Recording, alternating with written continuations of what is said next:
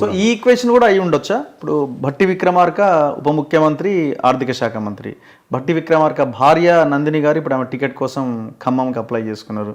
మల్లు రవి గారు వాళ్ళ బ్రదరు, ఆయన ఇప్పుడు ఎంపీ టికెట్ అడుగుతున్నారు. మరి ఇంతమందికి ఇస్తే మళ్ళీ అది నెగిటివ్ అవుతుందన్న ఒక కోణం అయి ఉండొచ్చు. ఇప్పుడు ఇంకొక చర్చ ఉంది ఏంటంటే మొత్తం రెడ్లు మాలలదైనా రాజ్యం కాంగ్రెస్లో అన్న ఒక చర్చను కొంతమందికి తీసుకొస్తున్నారు.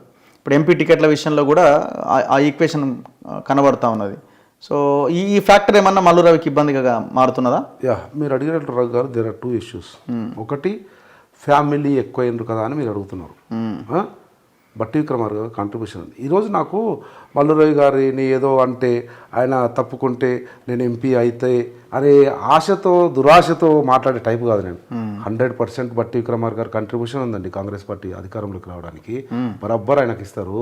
మల్లు రవి గారి కాంట్రిబ్యూషన్ ఉందండి. అనునిత్యం పనిచేసిండు కాంగ్రెస్ పార్టీకి. ఇద్దరికేట తప్ప ఇద్దరు పనిచేయలే.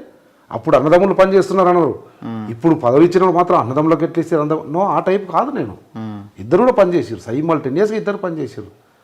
దాంతోపాటు భట్టి గారు వాళ్ళ మిస్సెస్కి అడుగుతున్నారంటే అక్కడ ఉన్నటువంటి ఖమ్మం రాజకీయ పరిస్థితులకు అనుగుణంగా అలవోకగా గెలవాలంటే వీళ్ళ ఫ్యామిలీ నుంచి ఎవరైనా ఉంటే మంచిదేమో అని సేమ్ మీరు అన్నట్లే ఆ ఉద్దేశంతో భట్టి విక్రమార్క గారి మిస్సెస్ ఎక్స్పెక్ట్ చేస్తూ ఉన్నారు. పొంగులేటి శ్రీనివాసరెడ్డి గారి బ్రదర్ ఎక్స్పెక్ట్ చేస్తూ ఉన్నారు. తుమ్మల నాగేశ్వరరావు గారి అబ్బాయి ఎక్స్పెక్ట్ చేస్తున్నాడు. ముగ్గురు ఎక్స్పెక్ట్ చేస్తున్నారు. పార్టీ ఏం నిర్ణయం తీసుకుంటుందో చూడాలి. అది ఒకటి. రెండోది, మాలా రెడ్డి అంటున్నారు కదా.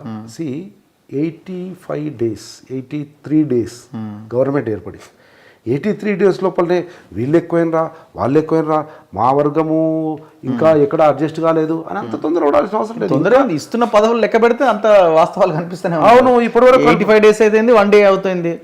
ఏ రోజు పదవిస్తే ఆ రోజు కౌంట్లోకి వచ్చేస్తూనే ఉన్నది. 100% కౌంట్లోకి వచ్చింది. ఈ రోజు ఇట్లుంది. ఇదేం 6 గ్యారంటీ కాదు కదా. ఎంత ఖర్చు పెట్టినారు, ఇంకా ఈ స్కీమ్ అమలు కాలేదని చెప్పడానికి చెప్తున్నా. ఇప్పటి వరకు అయిన నియామకాల్లో మీకు అలా అనిపించింది వాస్తవం. నేను కాదు, బరాబర్ మీరు అన్నది వాస్తవం. వాళ్ళది వీళ్ళది ఎక్కువైంది అనేటువంటి ఆలోచన ఉంది. కానీ ఇంకా వేకెన్సీలు చాలా ఉన్నాయి. ఆ వేకెన్సీలన్నీ ఫిలప్ అయినప్పుడు నా కమ్యూనిటీ డామినేట్ చేయొచ్చు. అప్పుడు అందరూ నా కమ్యూనిటీని అంటే ఇప్పుడు ఎంపీ ఎలక్షన్స్ లోపు మీ ఇప్పుడు ఈ మాదిగ సామాజిక వర్గానికి అనుకూలమైన న్యాయం జరగకపోతే ఇప్పుడు మీ నాగర్ కర్నూలే అంటున్నారు ఉమ్మడి ఆంధ్రప్రదేశ్లో మెజారిటీ మాదిగలు ఎక్కువగా ఉన్నారు అని.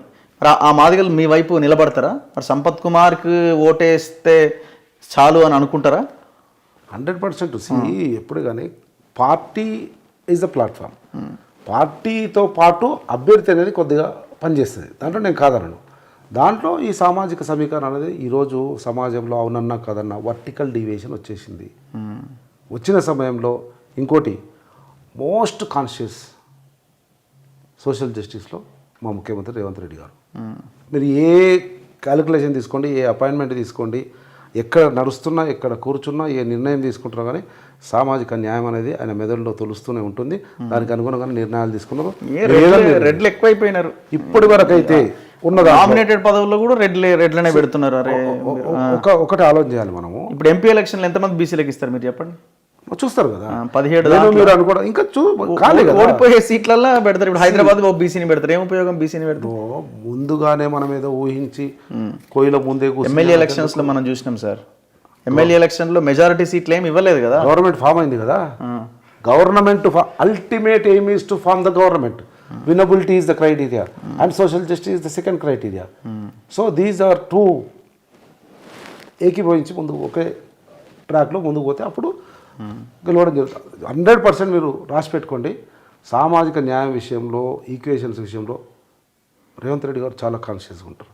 నేను I'm live witness for many episodes. Okay, కనుక ఇబ్బంది ఏమి ఉండదు. 4 రోజులు లేట్ అవుతుండొచ్చు. ఈరోజు సింపులే 85 రోజులు అయింది. అరే 8 సంవత్సరాలు పనిచేస్తే నేను ఏం కాకపోతే అరే 85 రోజులకు అయిపోయిందండి. 8.5 ఏళ్ళు కష్టపడ్డాము. 85 రోజుల్లో ఇంకా మొత్తం అయిపోవాలంటే కాదు కదా. It takes time. అలాగే సేమ్ ముఖ్యమంత్రి గారు కూడా నిర్ణయాలు తీసుకొని అందరినీ సమపాలలో సమకూర్చడానికి, పొందికగా కూర్చోబెట్టడానికి కొద్ది సమయం పట్టవచ్చు.